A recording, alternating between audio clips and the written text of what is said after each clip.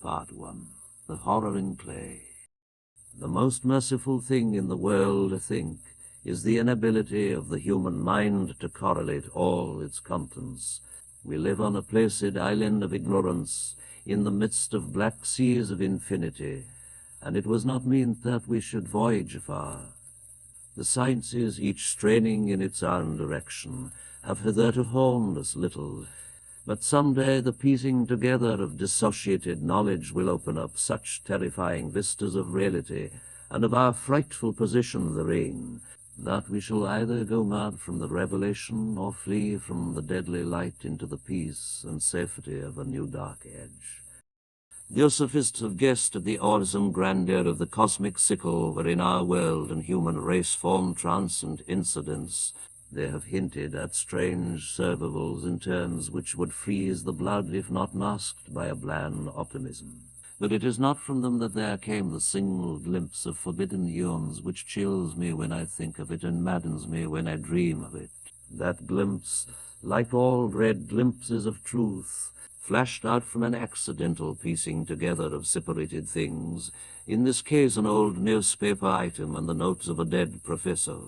I hope that no one else will accomplish this piecing out. Certainly, if I live, I shall never knowingly supply a link in so hideous a chain. I think that the professor, too, intended to keep silent regarding the part he knew, and that he would have destroyed his notes had not sudden death seized him. My knowledge of the thing began in the winter of 1926-27 with the death of my granduncle, George Gammelangel, Professor Emeritus of Semitic Languages in Brown University, Providence, Rhode Island. Professor Angel was widely known as an authority on ancient inscriptions, and had frequently been resorted to by the heads of prominent museums, so that his passing at the age of 92 may be recalled by many. Luckily, interest was intensified by the obscurity of the cause of death. The professor had been stricken whilst returning from the Newport boat, falling suddenly, as witnesses said, after having been jostled by a nautical-looking negro who had come from one of the queer dark cuts on the precipitous hillside which formed a shortcut from the waterfront to the deceased's home in William Street. Physicians were unable to find any visible disorder, but concluded after perplexed debate that some obscure lesion of the heart, induced by the brisk ascent of so steep a hill by so elderly a man, was responsible for the end.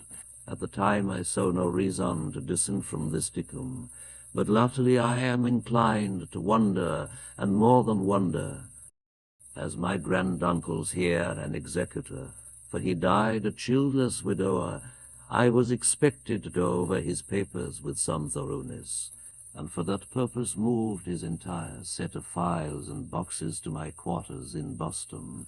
Much of the material which I correlated will be later published by the American Archaeological Society, but there was one box which I found exceedingly puzzling, and which I felt much averse from showing to other eyes.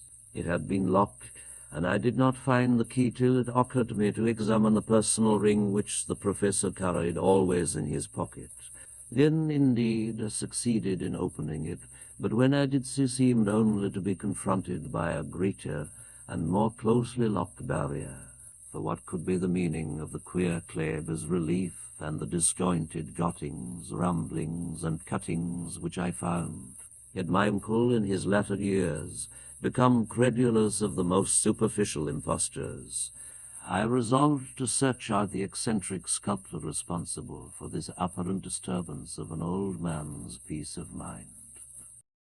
The bas-relief was a round rectangle less than an inch thick and about 5 by 6 inches in area, obviously of modern origin.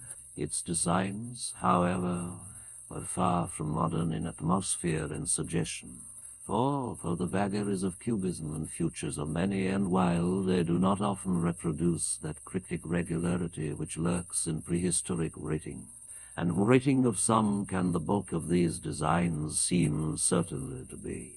Though my memory, despite much familiarity with the papers and collections of my uncle, failed in any way to identify this particular species, or even hint at its remotest affiliations. Above these apparent hieroglyphics was a figure of evidently pictorial intent, though its impressionistic execution forbade a very clear idea of its nature. It seemed to be a sort of monster, or symbol representing a monster, of a form which only a diseased fancy could conceive. If I say that my somewhat extravagant imagination yielded simultaneous pictures of an octopus, a dragon, a human caricature, I shall not be unfaithful to the spirit of the thing.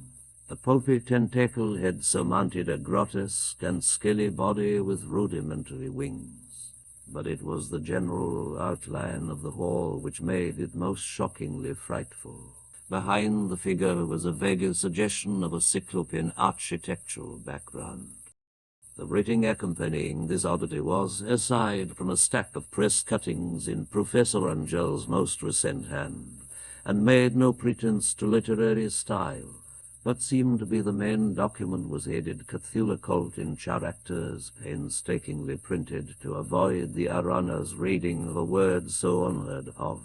This manuscript was divided into two sections, the first of which was headed 1925, Dream and Dream, work of H.A. Wilcox, 7 Thomas Street, Providence, Rhode Island, and the second, Narrative of Inspector John Allegrass, 121 Benville Street, New Orleans, Louisiana, at 1908 A.S. meeting. Notes is on same, and Professor Webb's account. The other manuscript papers were all brief notes, some of them accounts of the queer dreams of different persons, some of them citations from philosophical books and magazines, notably W. Scott Elot's Atlantis and the Lost Lemuria, and the rest comments on long surviving sacred societies and hidden cults, with references to passages in such mythological and anthropological source books as Fraser's Golden Bow, and Miss Murray's Witch Cult in Western Europe. The cuttings largely alluded to mental illnesses and outbreaks of grape folio mania in the spring of 1925. The first half of the principal manuscript told a very peculiar tale. It appears that on March 1st, 1925, a thin, dark young man of neurotic and excited aspect had called upon Professor Angel bearing the singular clay bas relief, which was then exceedingly damp and fresh.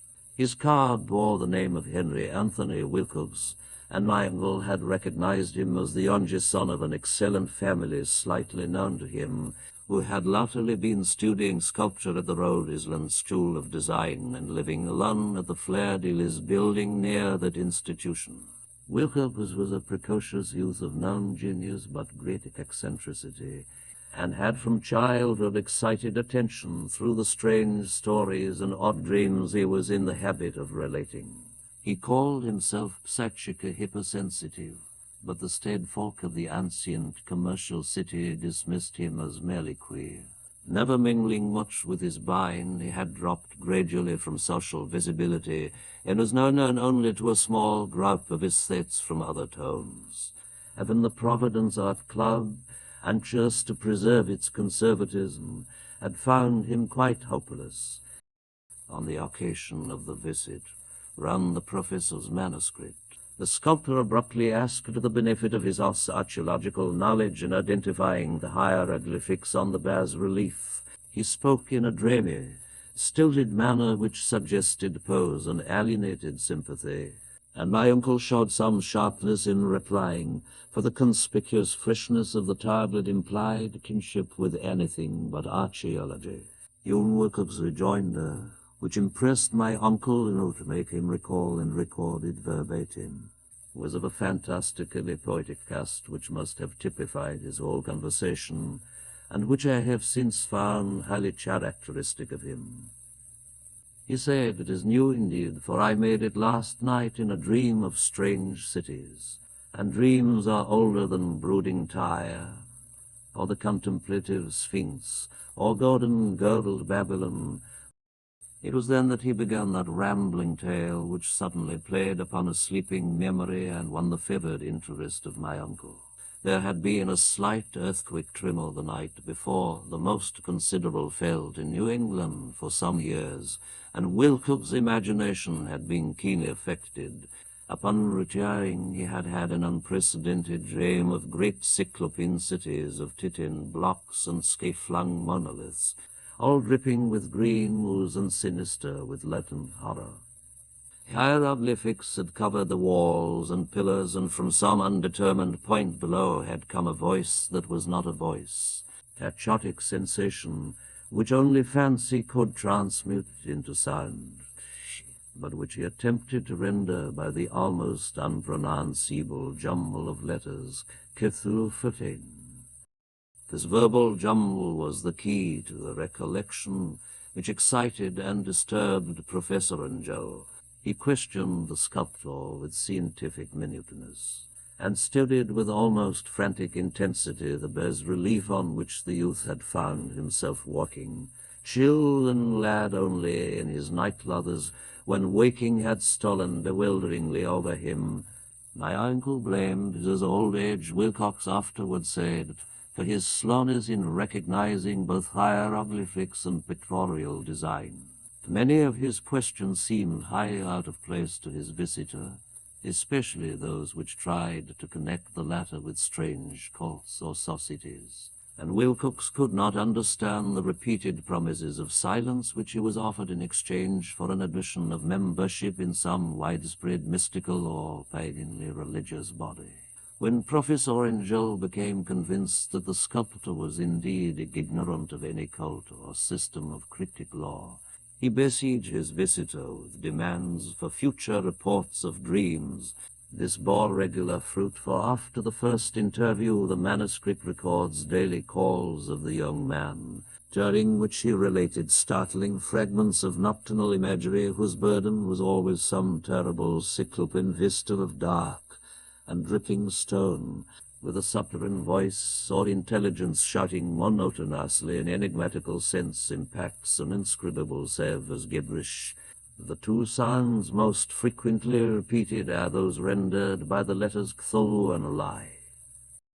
On March 23rd, the manuscript continued. Wilcox failed to appear, and inquiries at his quarters revealed that he had been stricken with an obscure sort of fever and taken to the home of his family in Waterman Street. He had cried out in the night, arousing several other artists in the building, and had manifested since then only alternations of unconsciousness and delirium. My uncle at once telephoned the family, and from that time forward kept close watch of the case, calling often at the there street office of Dr. Tobey, whom he learned to be in charge. The youth's febrile mind, apparently, was dwelling on strange things, and the doctor shuddered now and then as he spoke of them. They included not only a repetition of what he had formerly dreamed, but touched willfully on a gigantic thing miles high, which walked or lumbered about. He at no time fully described this object, but occasional frantic words, as repeated by Dr. Tobey, convinced the professor that it must be identical with the nameless monstrosity he had sought to depict in his dream sculpture. Reference to this object, the doctor added, was invariably a prelude to the young man's subsidence into lethargy. His temperature, oddly enough, was not greatly above normal, but the whole condition was otherwise such as to suggest true fever rather than mental disorder. On April 2nd, at about 3 p.m., every trace of Wilcox's malady suddenly ceased. He sat upright in bed, astonished to find himself at home and completely ignorant of what had happened in dream or reality since the night of March 22nd. Pronounced well by his physician, he returned to his quarters in 3 days. But to Professor Angel he was of no further assistance. All traces of strange dreaming had vanished with his recovery, and my uncle kept no record of his night thoughts after a week of pointless and irrelevant accounts of thoroughly usual visions. Here the first part of the manuscript ended, but references to certain of the scattered notes gave me much material for thought, so much In fact, that only the ingrained skepticism informing my philosophy can account for my continued distrust of the artist. The notes in question were those descriptive of the dreams of various persons covering the same period as that in which young Wilcox had his strange visitations. My uncle, it seems, had quickly instituted a prodigiously far-flung body of inquiries amongst nearly all the friends whom we could question without impertinence, asking for nightly reports of their dreams and the dates of any notable visions for some time past. The reception of his request seems to have been varied, but he must at the very least have received more responses than any ordinary man could have handled without a secretary. This original correspondence was not preserved, and his notes formed a thorough and really significant digest. Average people in society and business, New England's traditional salt of the earth, gave an almost completely negative result, though scattered cases of uneasy but formless nocturnal impressions appear here and there.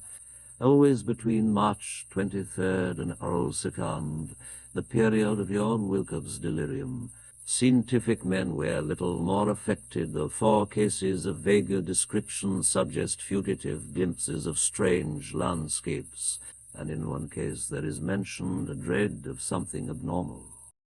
It was from the artists and poets that the pertinent answers came, and I know that panic would have broken loose had they been able to compare notes. As it was, lacking their original letters, I have suspected the compiler of having asked leading questions, or of having edited the correspondence in corroboration of what he had latently resolved to see. That is why I continued to feel that Wilcox, somehow cognizant of the old data which my uncle had possessed, had been imposing on the veteran scientist.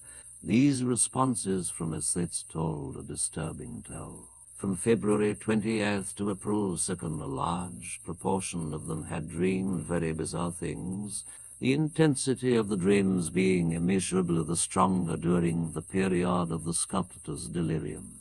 Over a fourth of those who reported anything reported scenes and half sounds not unlike those which Wilcox had described, and some of the dreamers confessed acute fear of the gigantic nameless thing visible toward the last.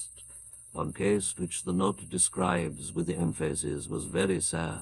The subject, a widely known architect with leanings toward theosophy and occultism, went violently insane on the date of young Wilcox's seizure, and expired several months later after it, incessant screamings to be served from some escaped denizen of hell. Had my uncle referred to these eases by name instead of merely by number, I should have attempted some corroboration and personal investigation. But as it was, I succeeded in tracing down only a few. All of these, however, bore out the notice in full. I have often wondered if all the objects of the professor's questioning felt as puzzled as did this fraction.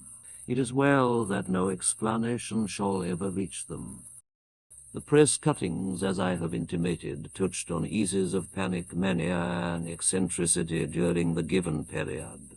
Professor and Joe must have employed a cutting bureau, for the number of extracts was tremendous, and the sources scattered throughout the globe. Here was a nocturnal society in London where a lone sleeper had leaped from a window after a shocking cry. Here likewise a rambling letter to the editor of a paper in South America, where a fanatic deduces a dire future from visions he has seen. A dispatch from California describes a theosophist colony as donning white robes and masks for some glorious fulfillment which never arrives, whilst attempts from Indies speak guardedly of serious native unrest toward the end of March. Voodoo orgies multiply in Haiti.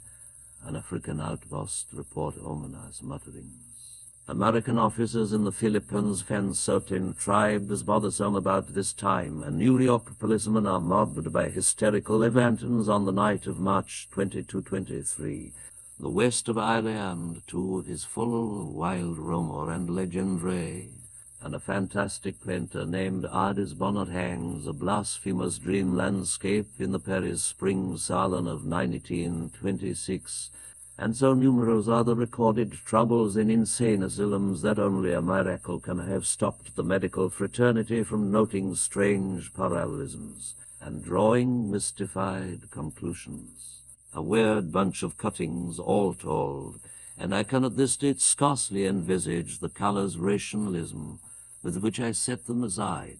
But I was then convinced that young Wilcox had known of the older matters mentioned by the professor. Part 2 of the Tale of Inspector Legras. The older matters which had made the sculptor's dream and bas relief so significant to my uncle formed the subject of the second half of his long manuscript. Once before, it appears, Professor Angel had seen the hellish outlines of the nameless monstrosity, puzzled over the unknown hieroglyphics, and heard the ominous syllables which can be rendered only as Cthulhu. And all this in so stirring and horrible a connection that it is small wonder he pursued young Wilcox with queries and demands for data.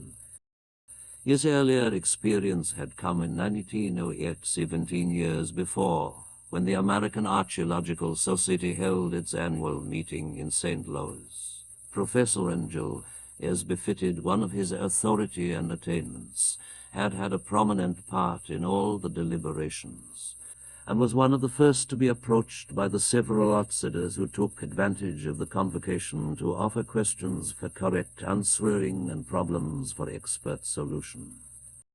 The chief of these outsiders, and in a short time the focus of interest for the entire meeting, was a commonplace-looking middle-aged man who had traveled all the way from New Orleans for certain special information unobtainable from any local source. His name was John Raymond Legras, and he was by profession an inspector of police. With him he bore the subject of his visit a grotesque repulsive, an apparently very ancient stone statue whose origin he was at a loss to determine. It must not be fancied that Inspector Legras had the least interest in archaeology. On the contrary, his wish for enlightenment was prompted by purely professional considerations. The statue, doll, fetish, or whatever it was, had been captured some months before in the wooded swamp south of New Orleans during a raid on a supposed voodoo meeting. And so singular and hideous were the writers connected with it that the police could not but realize that they had stumbled on a dark cult totally unknown, and infinitely more diabolic than even the blackest of the African voodoo circles. Of its origin, apart from the erratic and unbelievable tolls extorted from the captured members, absolutely nothing was to be discovered. Hence the anxiety of the police for any antiquarian law which might help them to place the frightful symbol, and through it track down the cult to its fountain head.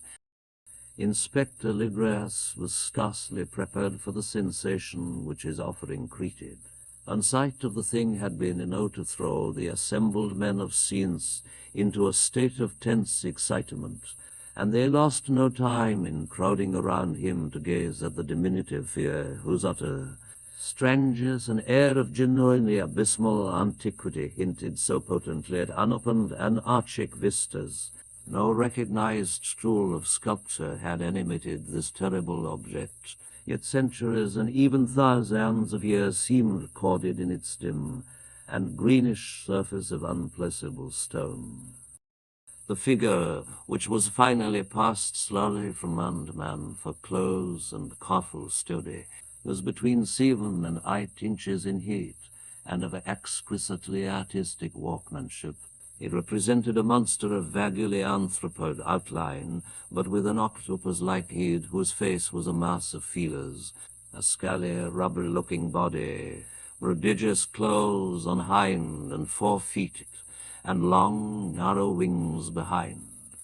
This thing, which seemed instinct with a fearsome and unnatural malignancy, was of a somewhat bloated corpulence, and squatted heavily on a rectangular block or pedestal covered with undecipherable characters. The tips of the wings touched the back edge of the block, the seat occupied the center, whilst the long curved claws of the doubled-up, crouching hind legs gripped the front edge and extended a quarter of the way down toward the bottom of the pedestal. The cephalopod head was bent forward, so that the ends of the facial feelers brushed the backs of huge forepaws which clasped the crotch's elevated knees. The aspect of the hall was abnormally lifelike, and the more subtly fearful, because its source was so totally unknown. Its vast, own, and incalculable age was unmistakable. Yet not in length did it show with any non-type of art belonging to civilization's youth, or indeed to any other time. Totally separate and apart, its very material was a mystery, for the soapy greenish-black stone with its golden or iridescent flecks and striations resembled nothing familiar to geology or mineralogy.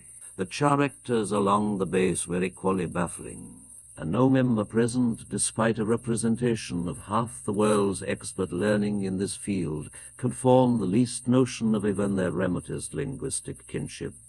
They, like the subject and material, belonged to something horribly remote and distinct from mankind as we know it, something frightfully suggestive of old and unhallowed cycles of life in which our world and our conceptions have no part. And yet, as the members severally shook their heads and confessed defeat at the inspector's problem, there was one man in that gathering who suspected a touch of bizarre familiarity in the monstrous shape and greeting, and who presently told with some diffidence of the odd trifle he knew.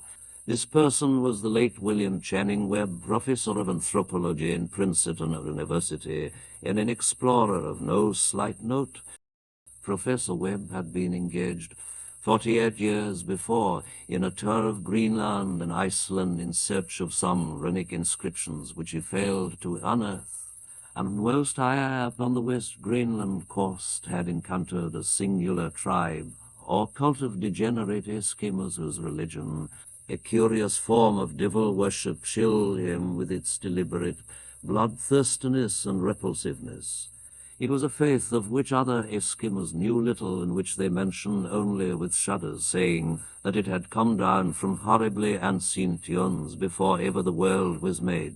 Besides nameless rites and human sacrifices, there were certain queer hereditary rituals addressed to a supreme elder devil or to an Aesir, and of this Professor Webb had taken a careful phonetic copy from an aged Antiquerque wizard priest, expressing the signs in Roman letters as best he knew how. But just now of prime significance was the fetish which this cult had cherished, and around which they danced when the aurora leaped higher over the ice cliffs. It was, the professor stated, a very crude bas-relief of stone, comprising a hideous picture in some cryptic writing, and as far as he could tell, it was a rule parallel in all essential features of the bestial thing now lying before the meeting. These data received with suspense and astonishment by the assembled members proved doubly exciting to Inspector Legras, and he began at once to play his informant with questions. Having noted and copied an oral ritual among the swamp cult worshippers his men had arrested, he besought the professor to remember as best he might the syllables taken down amongst the diabolist Eskimos. There then followed an exhaustive comparison of details, and a moment of really awed silence when both detective and scientist agreed on the virtual identity of the phrase common to two hellish rituals so many worlds of distance apart. What, in substance, both the Eskimo wizards and the Lewisian swamp priests had chanted to their kindred idols was something very like this, the word divisions being guessed from traditional breaks in the phrases chanted aloud.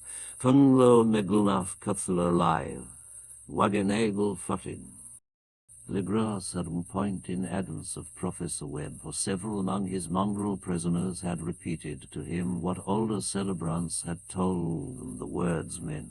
This text, as given, ran something like this: in his Ozadalai dead Cthulhu waits dreaming. And now, in response to a general urgent demand, Inspector Legras related as fully as possible his experience with the swamp worshippers, telling a story to which I could see my uncle attached profound significance. It savored of the wildest dreams of myth-maker and theosophist, and disclosed an astonishing degree of cosmic imagination among such half-caste and peries as might be least expected to possess it. On November 1st, 1907, there had come to New Orleans police a frantic summons from the swamp and lagoon country to the south. The squatters there, mostly primitive but god-natured descendants of Lafitte's men, were in the grip of stark terror from an unknown thing which had stolen upon them in the night. It was voodoo, apparently, but voodoo of a more terrible sort than they had ever known. And some of their women and children had disappeared since the malevolent autumn had begun in its incessant beating fire within the black-haunted woods where no dweller ventured.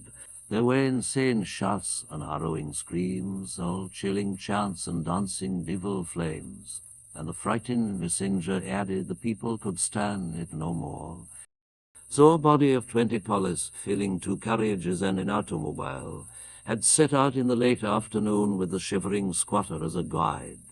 At the end of the passable road they alighted, and for miles splashed on in silence through the terrible cypress woods where they never came.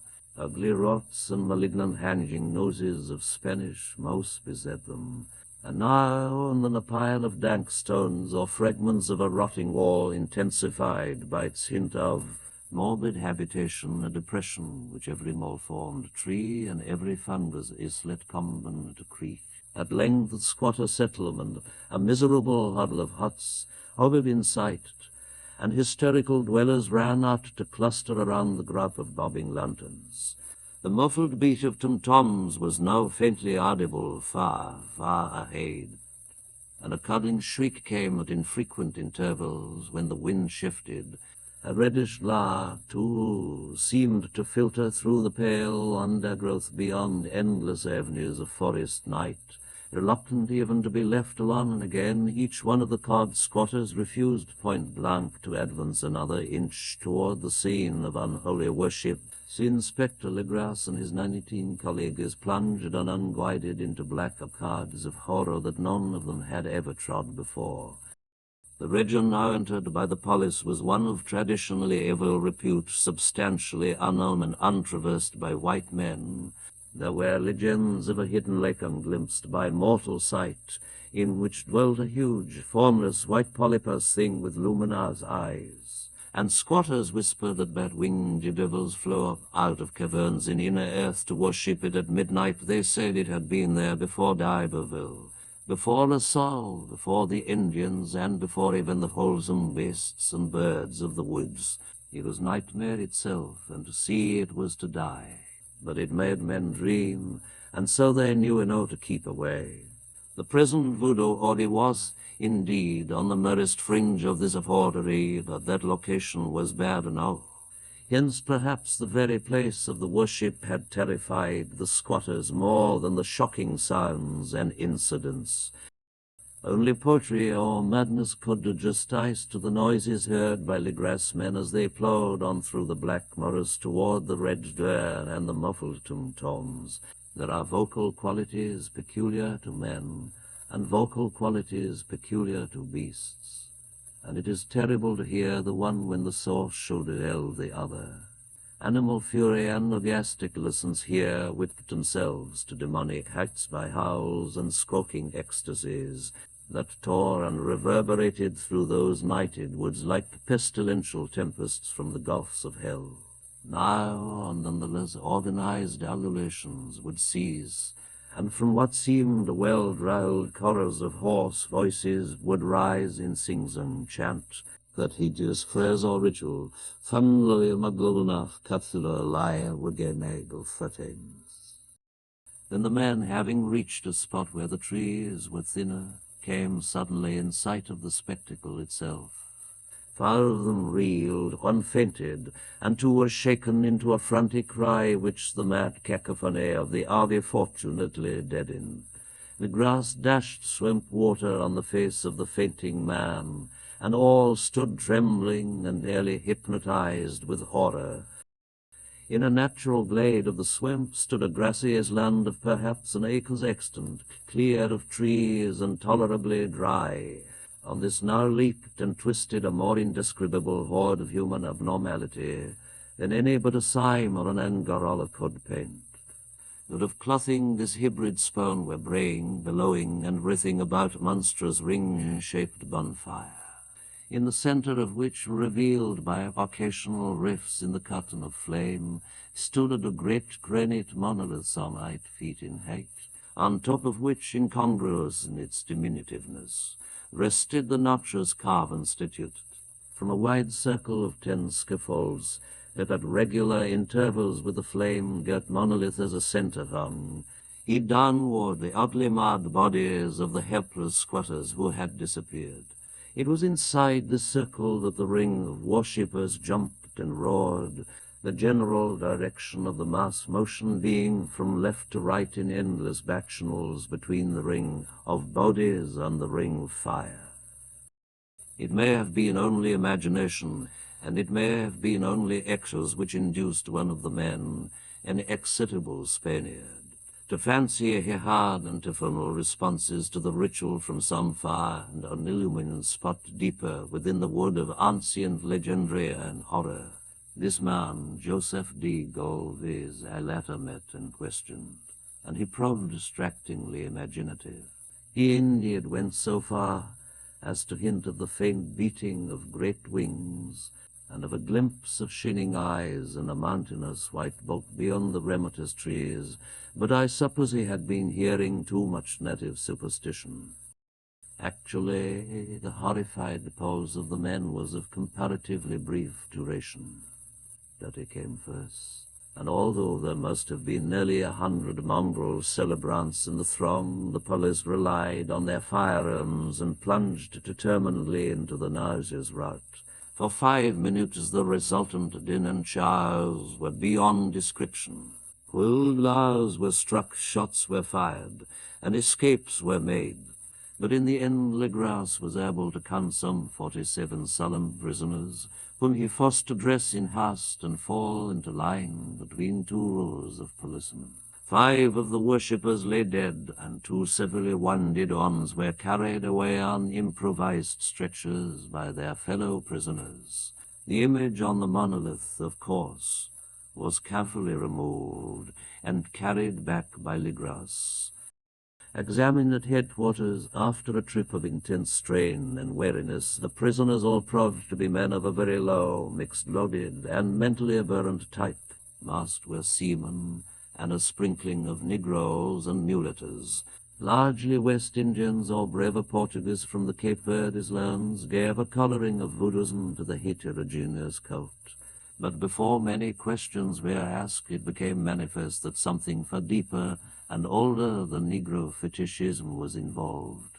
Degraded and ignorant they were, the creatures held with surprising consistency to the central idea of their loathsome faith.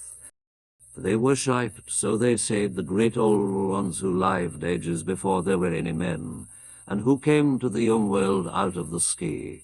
Those old ones were gone now, inside the earth and under the sea, but their dead bodies had told their secrets in dreams to the first man, who formed a cult which had never died. This was that cult, and the prisoners said it had always existed and always would exist, hidden in distant Worcesters and dark places all over the world until the time when the great priest Cthulhu, from his dark house in the mighty city of Alaya under the waters, should rise and bring the earth again beneath his sway. Some day he would call when the stars were ready, and the secret cult would always be waiting to liberate him. Meanwhile, no more must be told. There was a secret which even torture could not extract. Mankind was not absolutely alone among the conscious things of earth, for shapes came out of the dark to visit the faithful few, but these were not the great old ones. No man had ever seen the old ones. The carven idol was great Cthulhu, but none might say whether or not the others were precisely like him. No one could read the old writing now, but things were told by a word of mouth. The chanted ritual was not the secret, that was never spoken aloud, only whispered of it. The chant meant only this: in his house at a lie dead Cthulhu waits, dreaming. Only 2 of the prisoners were found sane, enough to be hanged, and the rest were committed to various institutions. All denied a part in the ritual murders, and after the killing had been done by black-winged ones which had come to them from their immemorial meeting place in the haunted wood, but of those mysterious alleys no coherent account could ever be gained. The police did extract him mainly from an immensely mystics named Castro, who claimed to have sailed to strange ports and talked with undying ladies of the cult in the mountains of China. Old Castro remembered bits of hideous legend that paled the speculations of theosophists and made man and the world seem recent and transient indeed. There had been eons when other things ruled on the earth, and they had had great cities. Remains of them, he said, the deathless Chinaman had told him, here still to be found as cyclopean stones on his lands in the Pacific. They all died vast epochs of time before man came, but there were arts which could revive them when the stars had come round again to the right positions in the sickle of eternity. They had indeed come themselves from the stars, and brought their images with them. These great old ones, Castro continued, were not composed altogether of flesh and blood. They had shape, for did not the star-fashioned image prove it? But that shape was not made of matter. When the stars were right, they could plunge from world to world through the sky. But when the stars were wrong, they could not live. But although they no longer live, they would never really die. They all lay in stone houses in their great city of a lie, preserved by the spells of mighty Cthulhu for a glorious resurrection, when the stars and the earth might once more be ready for them. But at the time some force from outside must serve to liberate their bodies. The spells that preserved them intact likewise prevented them from making an initial move, and they could only lie awake in the dark and think whilst uncounted millions of years rolled by. They knew all that was occurring in the universe, for their mode of speech was transmitted thought. Even now they talk in their tongues. When after infinities of chaos the first men came, the great old ones spoke to the sensitive among them by moulding their dreams, for only thus could their language reach the fleshly minds of mammals. Then whispered Castro, those first men formed the cult around small idols which the great ones showed them. Idols brought in dimmerers from dark stars. That cult would never die till the stars came right again, and the secret priest would take great Cthulhu from his tomb to revive his subjects and resume his rule of earth. The time would be easy to know, for then mankind would have become as the great old ones, free and wild and beyond good and evil, with laws and morals thrown aside, and all men shouting and killing and reveling in joy. Then the liberated old ones would teach them new ways to shout and kill and revel and enjoy themselves. And all the earth would flame with a holocaust of ecstasy and freedom. Meanwhile the cult, by appropriate ways, must keep alive the memory of those ancient ways and shadow forth the prophecy of their return. In the elder time chosen men had talked with the entombed old ones in dreams, but then something had happened. The great stone city alive, with its monoliths and sepulchres, had sunk beneath the wharves, and the deep waters, full of the one primal mystery through which not even thought can pass, had cut off the spectral intercourse. But memory never died, and high priests said that the city would rise again when the stars were right. Then came out of the earth the black spirits of earth, mouldy and shadowy, and full of dim rumours picked it up in caverns beneath forgotten sea bottoms. But of them old Castro dared not speak much. He cut himself off hurriedly, and no amount of persuasion or subtlety could elicit more in this direction. The size of the old ones, too, he curiously declined to mention.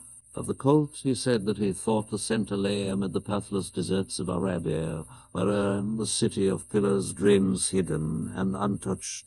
It was not allied to the European witch cult, and was virtually unknown beyond its members. No book had ever really hinted of it, though the deathless Chinamen said that there were double meanings in the Necronomicon of the murder of the Lord Hazard, which the initiated might read as they chose, especially the much-discussed couplet, "That is not dead which can eternal lie, and with strange unseven death may die." Legras, deeply impressed and not a little bewildered, had inquired in vain concerning the historic affiliations of the cult.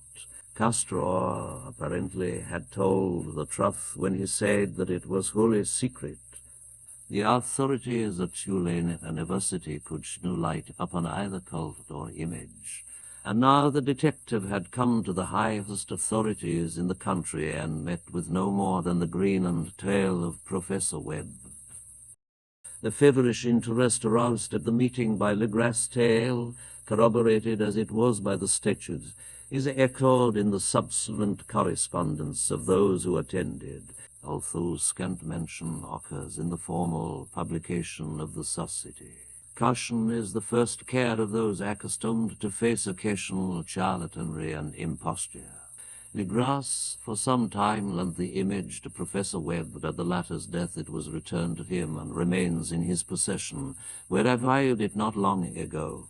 It is truly a terrible thing, and unmistakably akin to the dream sculpture of young Wilcox.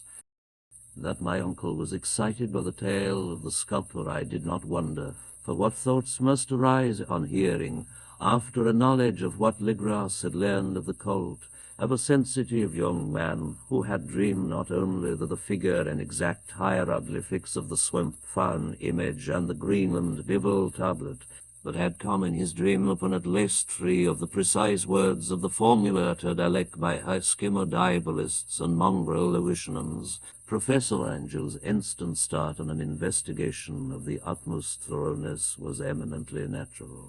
Though privately I suspected young Wilcox of having heard of the cult in some indirect way, and of having invented a series of dreams to heighten and continue the mystery at my uncle's expense. The dream narratives and cuttings collected by the professor were, of course, strong corroboration, but the rationalism of my mind and the extravagance of the whole subject led me to adopt what I thought the most sensible conclusions. So, after thoroughly studying the manuscript again and correlating the theosophical and anthropological notice with the cold narrative of Legras, I made a trip to Providence to see the sculptor and give him the rebuke I thought proper for so boldly imposing upon a learned and edged man. Wilcox still lived alone in the Fleur-de-Lis building in Thomas Street, a hideous Victorian imitation of 17th-century Breton architecture which flaunts its stuccoed front amidst the lovely colonial houses on the Ancien Hill and under the very shadow of the finest Georgian steeple in America. I found him at work in his rooms, and at once conceded from the specimens scattered about that his genius is indeed profound and authentic. He will, I believe, be heard from some time as one of the great decadents, for he has crystallized in clay and will one day mirror in marble those nightmares and fantasies which other Machen evokes in prose, and Clark Ashton Smith makes visible in verse and in painting. Dark, frail, and somewhat unkempt in aspect, he turned languidly at my knock and asked me my business without rising. When I told him I was, he displayed some interest, for my uncle had excited his curiosity in probing his strange dreams, yet had never explained the reason for the study. It did not enlarge his knowledge in this regard, but sought with some subtlety to draw him out. In a short time I became convinced of his absolute sincerity, for he spoke of the dreams in a manner none would mistake. They and their subconscious residuum had influenced his art profoundly, and he showed me a morbid statue whose contours almost made me shake with the potency of its black suggestion. He could not recall having seen the original of this thing except in his own dream bas relief, but the outlines had formed themselves insensibly under his hands. It was, no doubt, the Gantt shape he had raved of in delirium. that he really knew nothing of the hidden cult, save from what my uncle's relentless catechism had let fall, he soon made clear, and again I strove to think of some way in which he could possibly have received the weird impressions. He talked of his dreams in a strangely poetic fashion, making me see with terrible vividness the damp cyclopean city of slimy greenstone whose geometry, he oddly said, was all wrong, and here, with frightened expectancy, the ceaseless, half-mental calling underground, Cthulhu footing, Cthulhu footing. These words had formed part of that dread ritual which told of dead Cthulhu's dream vigil in his stone vault at a lie, and I felt deeply moved despite my rational beliefs. Wilcox, I was sure, had heard of the cult in some casual way, and had soon forgotten it amidst the mass of his equally weird reading and imagining. Later, by virtue of its sheer impressiveness, it had found subconscious expression in dreams, in the bas-relief, and in the terrible statue I now beheld. So that his imposture upon my uncle had been a very innocent one. The youth was of a type at once slightly affected and slightly ill-mannered, which I could never like, but I was willing enough now to admit both his genius and his honesty. I took leave of him amicably, and wish him all the success his talent promises. The matter of the cult still remained to fascinate me, and at times I had visions of personal fame from researches into its origin and connections. I visited New Orleans, talked with Legras and others of that old-time raiding party, saw the frightful image, and even questioned such of the mongrel prisoners as still survived. Old Castro, unfortunately, had been dead for some years, but I now heard so graphically at first hand that it was really no more than a detailed confirmation of what my uncle had written, excited me afresh, for I felt sure that I was on the track of a very real, very secret, and very ancient religion whose discovery would make me an anthropologist of note. My attitude was still one of absolute materialism, as I wish it still were, and I discounted with almost inexplicable perversity the coincidence of the dream notes and odd-cuttings collected by Professor Angel. One thing which I began to suspect, and which I now fear now, is that my uncle's death was far from natural. He fell on a narrow hill street leading up from an ancient waterfront swarming with foreign mongrels, after a careless push from a Negro sailor. I did not forget the mixed load and marring pursuits of the cold members in Laotiana, and would not be surprised to learn of secret methods and poison needles as ruthless, and as anciently known as the cryptic rites and beliefs.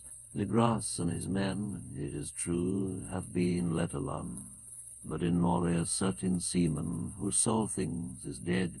Might not the deeper inquiries of my uncle after encountering the sculptor's debtor have come to sinister ears? I think Professor Angel died because he knew too much, or because he was likely to learn too much. Whether I shall go as he did remains to be seen, for I have learned much now. Part 3. The Madness from the Sea.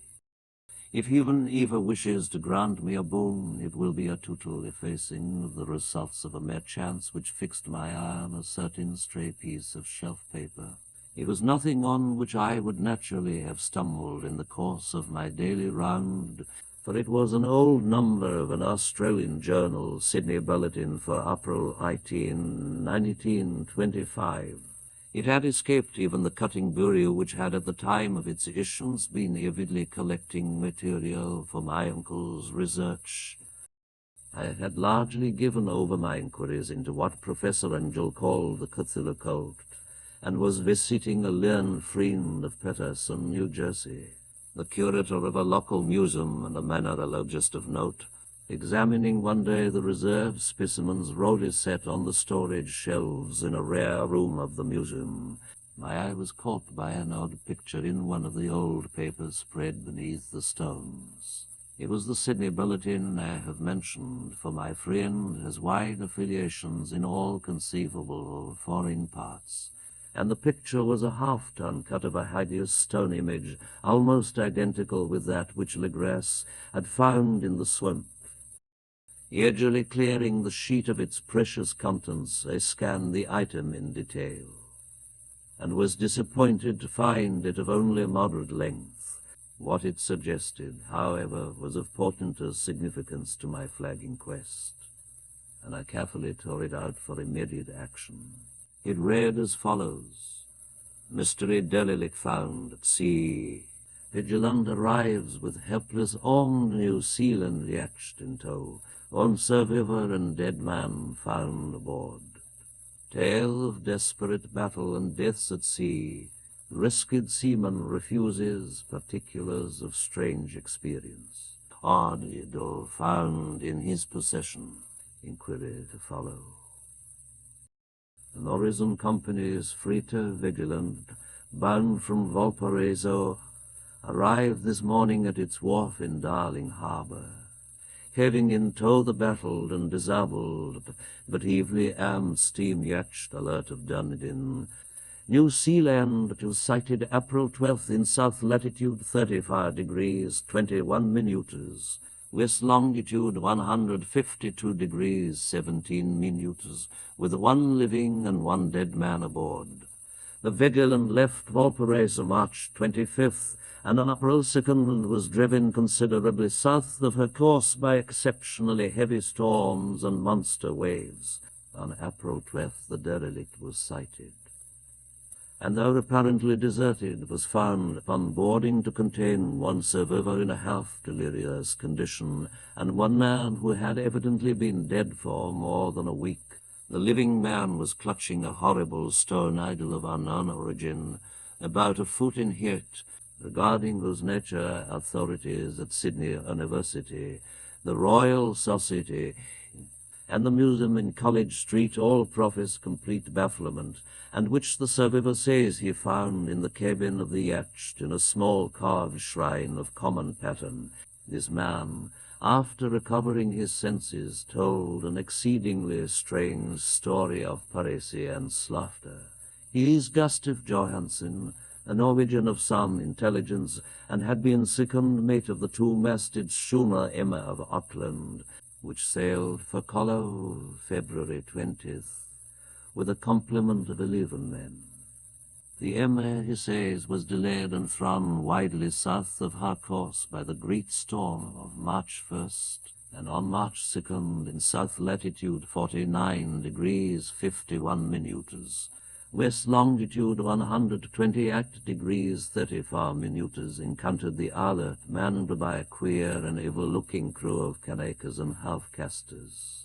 Being ordered peremptorily to turn back at Captain Collins refused, whereupon the strange crew began to fire savagely and without warning upon the schooner with a peculiarly heavy batter of brass cannon forming part of the yacht's equipment.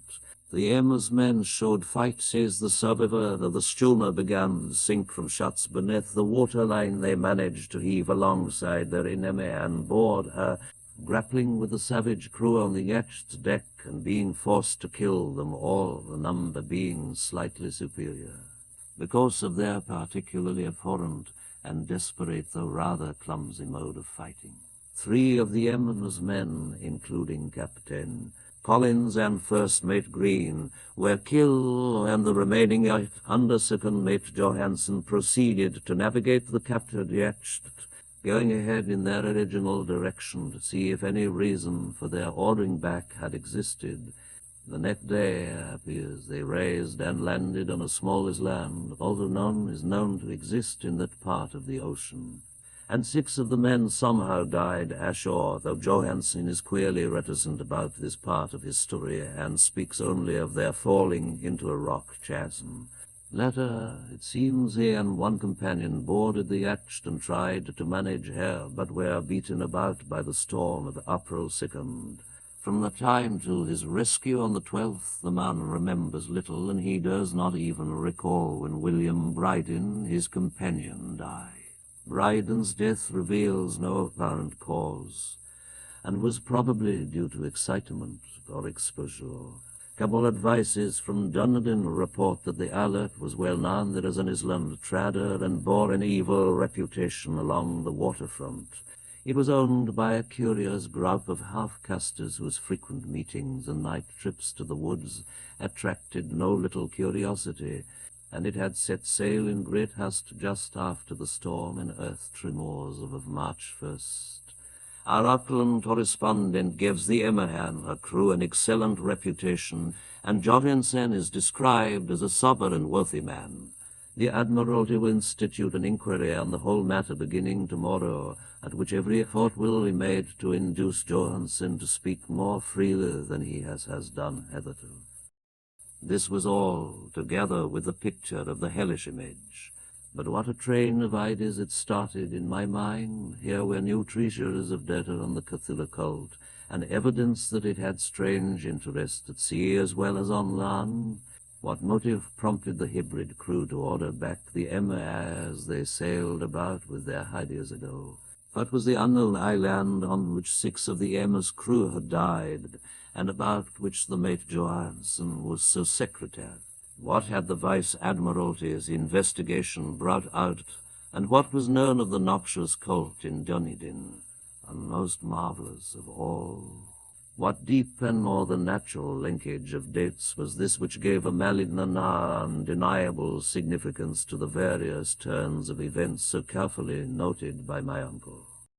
March 1st or February 20th, according to the international dateline, the earthquake and storm had come. From Dunedin the Alert and her noisome crew had darted eagerly forth as if imperiously summoned, and on the other side of the earth pots and artists had begun to dream of a strange, dank cyclopean city whilst a young sculptor had moulded in his sleep the form of the dreaded Cthulhu. March 23rd, the crew of the Emma landed on an unknown land and left 6 men dead. And on that date the dreams of sensitive men assumed a heightened vividness and darkened with dread of a giant monster's malign pursuit, whilst an architect had gone mad and a sculptor had lapsed suddenly into delirium. And what of this storm of April 2nd, the date on which all dreams of the dank city ceased, and Wilcox emerged unharmed from the bondage of strange fever? What of all this, and of those hints of old Castro about the sunken, star-born old ones and their coming ring, their faithful cult and their mastery of dreams? Was I tottering on the brink of cosmic horrors beyond man's power to bear? If so, they must be horrors of the mind alone, for in some way the 2nd of April had put a stop to whatever monstrous menace had begun its siege of mankind's soul.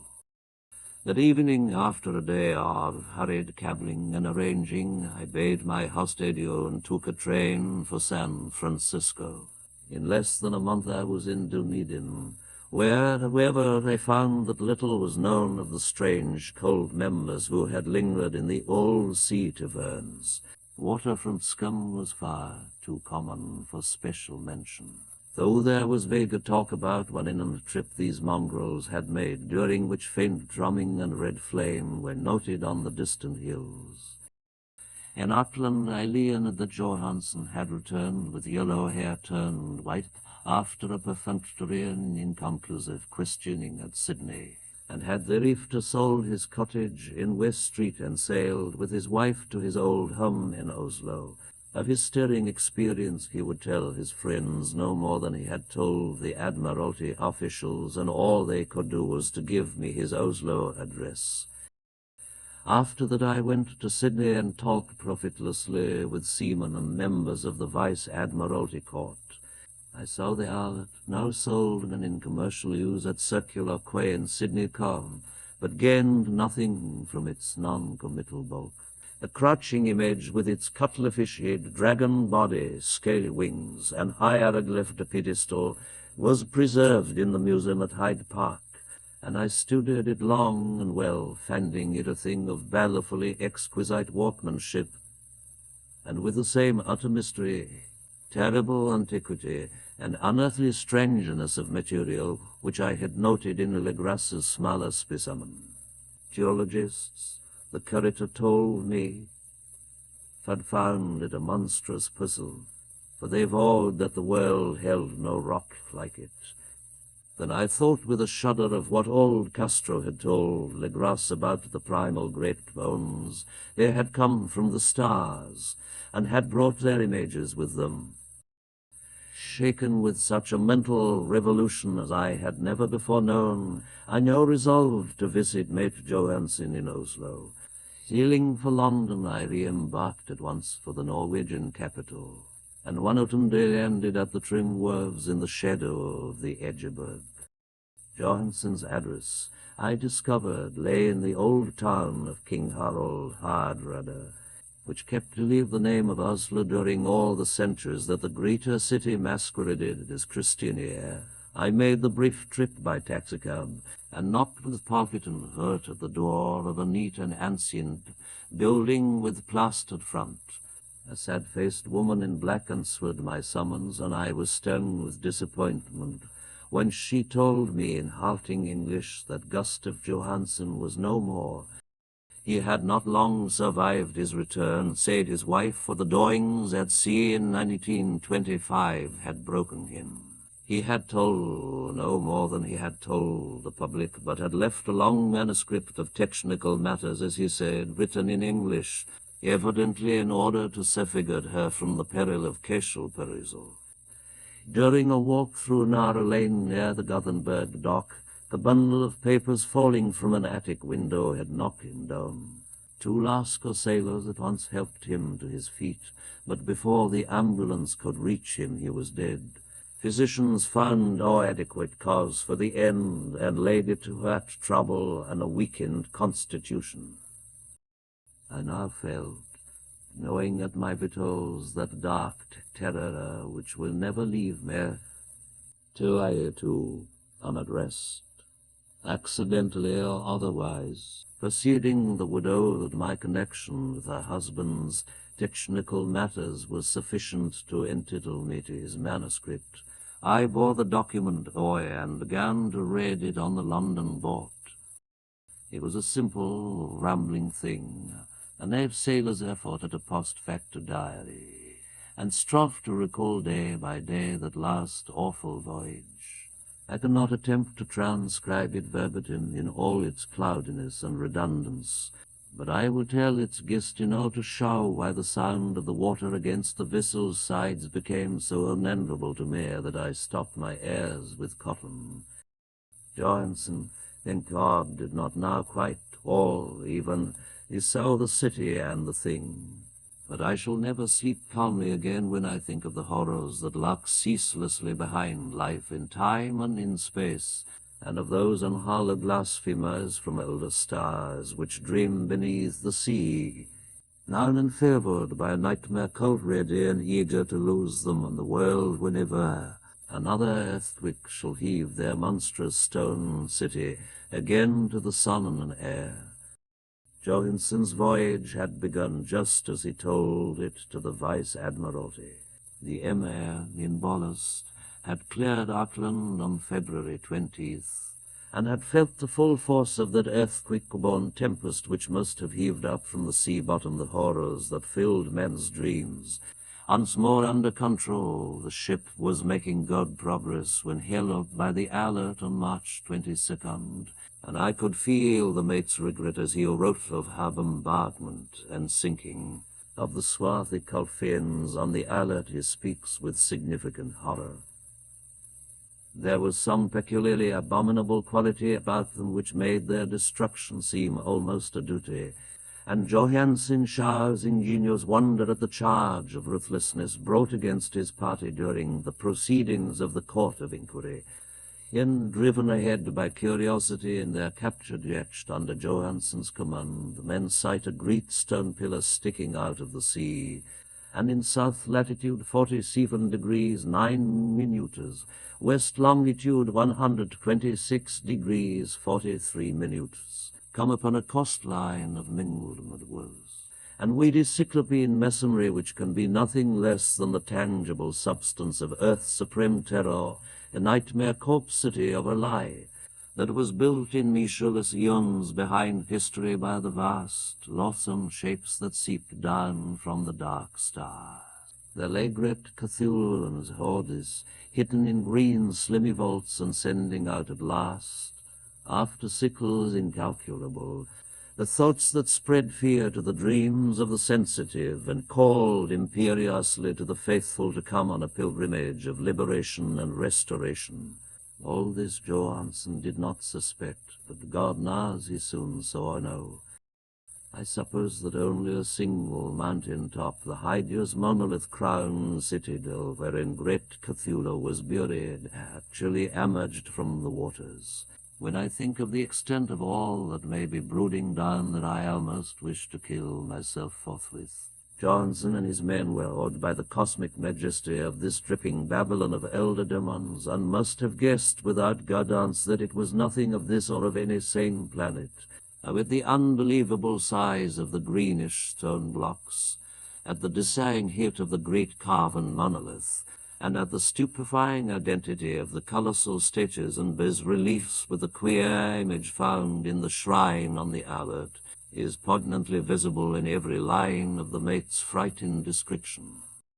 Without knowing what futurism is like, Johansen achieved something very close to it when he spoke of the city. For instead of describing any definite structure or building, he dwells only on the broad impressions of vast angles and stone surfaces too great to belong to anything right or proper for this earth, and imbues with horrible images and hieroglyphs. I mentioned talk about angles because it suggests something Wilcox had told me of his awful dreams. He had said that the geometry of the dream place he saw was abnormal, and Euclidean and loathsomely redolent of spheres and dimensions apart from ours. Now an unlettered seaman felt the same thing whilst gazing at the terrible reality. Johnson and his men landed at a slopping mud bank on this monstrous acropolis, and clambered slippery overturned oozy blocks which could have been no mortal staircase. The very sun of heaven seemed distorted when vibed through the polarizing miasma welling out from this sea-sought perversion, and twisted menace and suspense lurked leeringly in those crazily elusive angles of carven rock where a second glance showed concavity after the first showed convexity. Something very like fright had come over all the explorers before anything more definite than rock and ooze and weird was seen. Each would have fled had he not feared the scorn of the others, and it was only half-heartedly that they searched, vainly as it proved, for some portable souvenir to bear away. It was Rodriguez the Portuguese who clambered up the foot of the monolith and shouted of what he had found. The rest followed him, and looked curiously at the immense carved door with the now familiar squid-dragon bas-relief. It was, Johansen said, like a great barn door, and they all felt that it was a door because of the ornate lintel, threshold, and jambs around it, though they could not decide whether it lay flat like a trap-door or slantwise like an outside cellar door.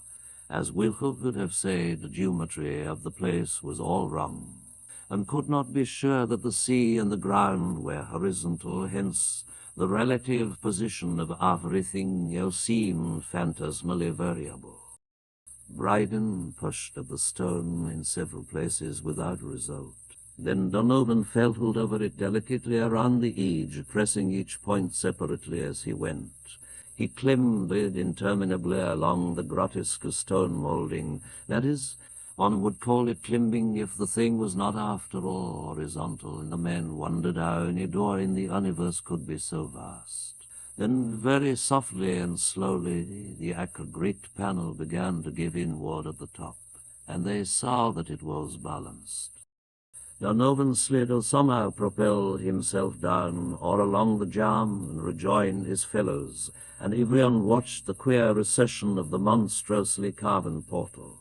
In this fantasy of prismatic distortion it moved anomalously in a diagonal way, so that all the rules of matter and perspective seemed upset. The aperture was black with a darkness almost material. That tenebrousness was indeed a positive quality, for it obscured such parts of the inner walls as ought to have been revealed, and actually burst forth like smoke from its long imprisonment, visibly darkening the sun as it slunk away into the shrunken and gibbous scion flapping membranas wings. The ardour arising from the newly opened depths was intolerable, and at length the quick-eared Hawkins thought he heard a nasty, slopping sound down there. Everyone listened, and everyone was listening still when it lumbered slobberingly into sight and gropingly squeezed its gelatinous green immensity through the black doorway into the tainted outside air of that poison city of madness. Poor Johansen's handwriting almost gave out when he wrote of this, of the 6 men who never reached the ship, he thinks to perished of pure fright in that accursed instant. The thing cannot be described, there is no language for such abysms of shrieking and immemorial lunacy, such eldritch contradictions of all matter force and cosmic order. A mountain walked or stumbled. God, what wonder that across the earth a great architect went mad, and poor Wilke raved with fever in that telepathic instant. The thing of the idols, the green, sticky spawn of the stars, had awaked to claim his own. The stars were right again, and what an age-old cult had failed to do by design, a band of innocent sailors had done by accident. After vegintillions of years, great Cthulhu was loose again, and ravening for delight. 3 men were swept up by the flabby clothes before anybody turned. God rest them, if there be any rest in the universe. They were Donovan, Yarrer, and Angstrom. Parker Slippers, the other 3 were plunging frenziedly over endless vistas of green-crusted rock to the boat, and Johansen swears he was swallowed up by an iron angle of masonry which shouldn't have been there, an angle which was acute, but behaved as if it were obtuse. So only Bryden and Johansen reached the boat, and pulled desperately for the islet as the mountainous monstrosity flopped down the slimy stones and hesitated, floundering at the edge of the water. Steam had not been suffered to go down entirely, despite the departure of all hands for the shore, and it was the work of only a few moments of feverish rushing up and down between wheels and engines to get the islet under way. Slowly, amidst the distorted horrors of that indescribable scene, he began to churn the leather waters, whilst on the masonry of that charnel shore that was not of earth the Titan thing, from the stars slavered and gibbered like Polypheme cussing the fleeing ship of Odysseus. Then bowled the storied Cyclops. Great Cthulhu slid gracefully into the water and began to pursue with vast, wave-raising strokes of cosmic potency. Bryden looked back and went mad, laughing shrilly as he kept on laughing at intervals till death found him one night in the cabin whilst Johansen was wandering deliriously. But Johansen had not given out yet. Knowing that the thing could surely overtake the islet until steam was fully up, he resolved on a desperate chance, and setting the engine for full speed, run lightning like on deck and reverse the whale. There was a mighty ding and foaming in the noisome brine, and as the steam mounted higher and higher, the brave Norwegian drew his vessel heaved, and against the pursuing jelly which rose above the unclean froth like the stem of a demon gullin. The awful squid head with writhing feelers came nearly up to the bowsprit of the sturdy yacht, but Johansen drove on relentlessly. There was a bursting as of an exploding bladder, a slushy nastiness as of a cloven sunfish, a stench as of 1,000 opened graves, and a sound that the chronicler would not put on paper. For an instant the ship was befooled by an acrid and blending green cloud, and then there was only a venomous seething astern, where, God in heaven, the scattered elasticity of the nameless spawn was nebulously recombining in its hateful original form, whilst its distance widened every second as the islet gained impetus from its mounting steam. That was all. After that, Johansen only brooded over the idol in the cabin and attended to a few matters of food for himself and the laughing maniac by his side. He did not try to navigate after the first bold flight, for the Riction had taken something out of his soul. and came the storm of April 2nd, and a gathering of the clouds about his consciousness. There is a sense of spectral welling through liquid gulfs of infinity, of dizzying rides through reeling universes on a comet's tail, and of hysterical plunge from the pit to the moon, and from the moon back again to the pit, enlivened by a kitchenetting chorus of the distorted, hilarious elder gods and the green, but winged mocking imps of Tartarus. Out of that dream came rescue the vigilant Vice-Admiralty Court, the streets of Dunedin, and the long voyage back home to the old house by the Ijibud. He could not tell. They would think him mad. He would write of what he knew before death came, but his wife must not guess. Death would be a boon if only it could blot out the memories. That was the document I read, and now I have placed it in the tin box beside the bas-relief and the papers of Professor Angel. With it shall go this record of mine, this test of my own sanity, wherein is pieced together that which I hope may never be pieced together again. I have looked upon all that the universe has to hold of horror, and even the scares of spring and the flowers of summer must ever afterward be poison to me. But I do not think my life will be long. As my uncle went, as poor Johansen went, so I shall go. I know too much, and the cult still lives. Cthulhu still lives. Ooh, I suppose again in that chasm of stone, which has shielded him since the sun was young. His accursed city is sunken once more, for the vigilance sailed over the spot after the April storm, but his ministers on earth still bellow and prance and slay around idol-capped monoliths in lonely places. He must have been trapped by the sinking whilst within his black abyss, or else the world would by now be screaming with fright and frenzy. Who knows the end? What has risen may sink, and what has sunk may rise. Love's ominous waits and dreams in the deep, and decay spreads over the tottering cities of men. A time will come, but I must not and cannot think. Let me pray that, if I do not survive this manuscript, my executors may put caution before audacity and see that it meets no other eye.